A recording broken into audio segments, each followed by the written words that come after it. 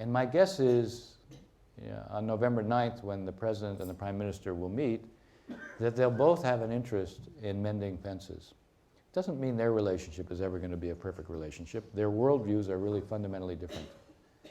But my guess is that the next administration will move to, again, ensure that the trajectory continues on an upward path.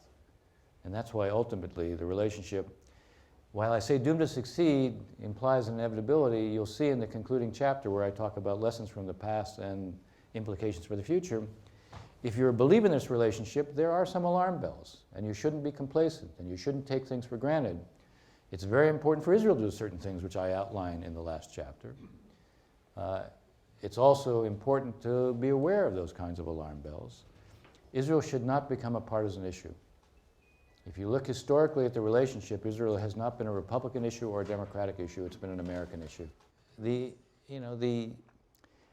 idea that Israel can be a partisan issue and that it won't damage Israel ignores, again, I think, what the reality is, particularly at a time, if you think about it, America is going to become a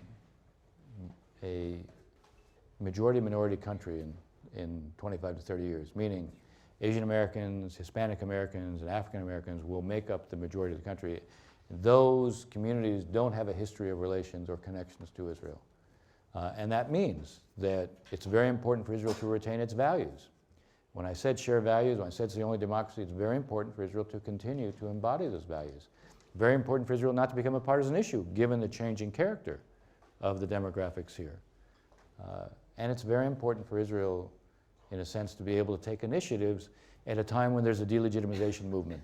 And one of the things I suggest in the last chapter is Israel should make its settlement policy consistent with a two-state outcome, meaning you only build in what you think is your state, not what would be the Palestinian state, as a way of also exposing the delegitimization movement. The boycott, divestment, and sanctions movement is able to hide its agenda, which is one state, not two states, because everybody focuses on settlements. If you could deny them that ability to hide who they are, it would make it much more difficult to foster the delegitimization movement.